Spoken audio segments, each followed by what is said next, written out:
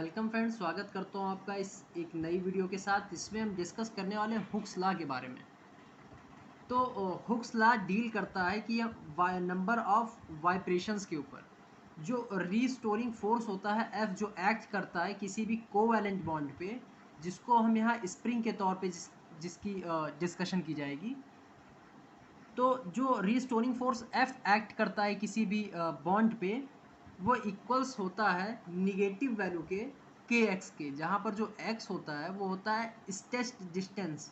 मतलब कि किसी भी बॉन्ड को कितना स्ट्रेच्ड किया गया है, कितने डिस्टेंस तक, वो होता है हमारा एक्स। और जो के होता है ये होता है force constant.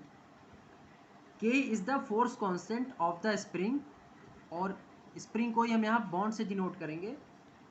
It is the measure of strength of bond और बाइंडिंग फोर्स।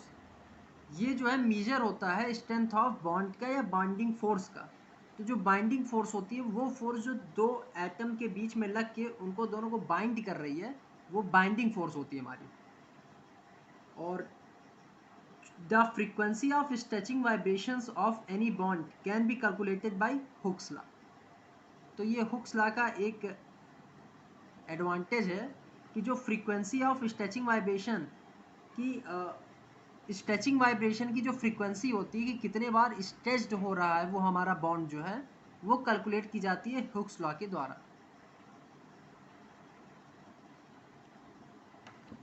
हुक्स लॉ का जो फार्मूला है वो ये फार्मूला यहाँ पर दिया गया है। अब इस फार्मूले में जो हमारा वी डैश है वो है वेव नंबर। वेव नंबर जो हमारा होता है, a wave number is the reciprocal of wavelength. ये वेव लेंथ का रेसिप्रोकल होता है। मतलब अगर हमारी वेव लेंथ लैम्डा है तो ये 1/लैम्डा होगा। एसआई यूनिट इसकी मीटर इनवर्स होती है। It tells how many wave length can be fit into a unit distance. ये हमें ये बताता है कि कितनी यूनिट डिस्टेंस पे कितनी वेव लेंथ को फिट किया जा सकता है।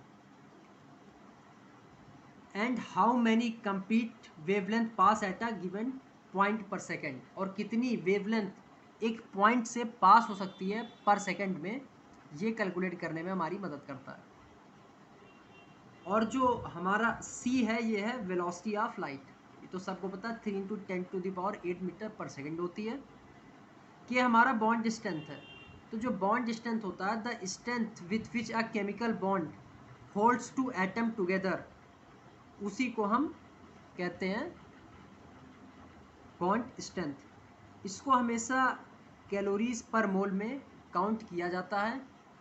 Increases with increase in bond number. अगर बॉन्ड का नंबर बढ़ रहा है तो बॉन्ड स्ट्रेंथ बढ़ेगी। मतलब कि अगर सिंगल बॉन्ड है तो बॉन्ड लेंथ कम होगी, डबल बॉन्ड पे ज़्यादा होगी, और ट्रिपल बॉन्ड पे और ज़्यादा हो जाएगी बॉन्ड लेंथ हमारी। यहाँ पर जो U है वो रिड्यूस्ड मास है। रिड्यूस्ड मास मतलब कि अगर यहाँ पर जैसे आप देख सकते हैं दो एटम A और B दिए गए हैं, इन दोनों के बीच में जो B है वो A की तरफ अगर आ रहा है, रीस्टोरिंग फोर्स अगर अकर हो रही है इसमें, और ये जो B है ये वापस से A की तरफ आ रहा है, तो जो B का मास है वो रिलेटिवली A से थोड़ा कम हो जाता है, और इसी को रिड्यूस मास के द्वारा कैलकुलेट किया जाता है। तो ये है उसका फार्मूला। अब आइए जानते हैं कुछ कैलकुलेशंस के बारे में। U जो है वो रिड्यूस मास होता है, इसको कैलकुलेट किया जाता है इस फार्मूले के साथ। ये जो फार्मूला दिया गया है इसके द्वारा इसे कैलकुलेट किया जाता है, जहाँ पर M1 और M2 है वो मासेस हैं एटम के। अब अगर इन केस ऑफ AMU अगर हम बात करें, मान लीजिए कि अगर हमें जो M1 और M2 का जो मास दिया गया है वो AMU में दिया गया है, तो उसकी कैलकुलेशन कैसे होगी। तो अगर AMU में हमें दिया गया है, AMU मतलब एटॉमिक मास यूनिट, तो mass of one atom for M1 के लिए हो जाएगा atomic mass of M1 upon Avogadro number. Atomic mass को एवोगैड्रो नंबर से डिवाइड करने पे हम AMU को ग्राम में कन्वर्ट कर देंगे। M1 और M2 के साथ ऐसा करने के बाद हम रिड्यूस मास में इसकी वैल्यू पुट करेंगे तो हमें ये मिलेगा। अब आइए जानते हैं ये वैल्यू हमें मिली कैसे। तो देखिए, हमने M1 की जो वैल्यू कैलकुलेट की थी वो आई थी हमारी M1 अपॉन एवोगैड्रो नंबर, और m2 की जो वैल्यू आई थी वो आई थी हमारी m2 अपॉन एवोगैड्रो नंबर। जब इनकी वैल्यू हम पुट करेंगे इस फार्मूले में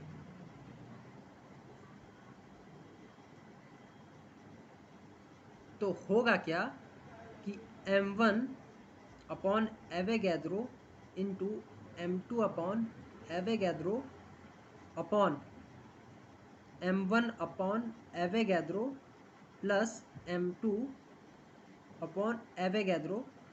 तो इसको जब हम सिंप्लीफाई करेंगे तो ये कुछ इस तरह हो जाएगा,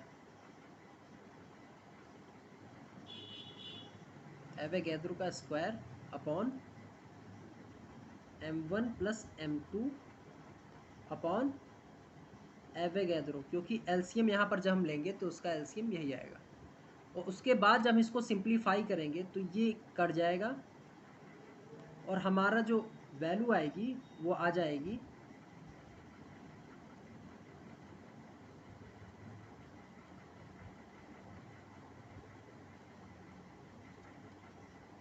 ये वैल्यू हमारी आ जाएगी। इसी को मैंने वहाँ पर पुट किया है। तो आप देख सकते हैं ये वैल्यू हमने कैसे निकाली। ये सिंपली इसी फार्मूले में हमने वो वैल्यू पुट करके हमने इस फार्मूले में m1 की और m2 की ये जो वैल्यू है ये पुट करके ये फार्मूला निकाला है। अब ये जो हमारी वैल्यू आई है रिड्यूस्ड मास u की, इसको हम इक्वेशन फर्स्ट में यानी कि जो हमने पहले फार्मूला देखा था उसमें मेन फार्मूले में पुट कर देंगे। और मेन फार्मूले में जब हम इसकी वैल्यू पुट कर देंगे तो ये कैलकुलेट करने पे इसकी वैल्यू जब पुट करेंगे तो कैलकुलेट करने पे हमें ये वैल्यू मिलेगी। आप देख सकते हैं इसकी कैलकुलेशन यहाँ मैंने कर रखी है। तो जो ये फार्मूला आया ये हम तब अप्लाई करेंगे जब हमारा जो वैल्यू दिया रहे वो AMU में दिया रहे, जब हमारी वैल्यू AMU में दिया रहे। अगर m1 और m2 की वैल्यू ग्राम में दी है तो हमें उसे किसी चीज़ में कन्वर्ट ही नहीं करना, ग्राम की वैल्यू डायरेक्टली पुट कर दी जाएगी इस वाले फार्मूले में, डायरेक्टली ग्राम में वैल्यू पुट कर दी जाएगी। लेकिन अगर वो वैल्यू हमें AMU में दी रहेगी तो इन केस ऑफ AMU हमें ये कैलकुलेशन करनी पड़ेगी। The frequency can also be calculated, frequency को भी कैलकुलेट किया जा सकता है। आइए देखते हैं कैसे। फ्रीक्वेंसी का जो फार्मूला होता है वो होता है c/λ। अब हम ये रिलेशन फ्रीक्वेंसी का वेव नंबर से कैसे निकालेंगे?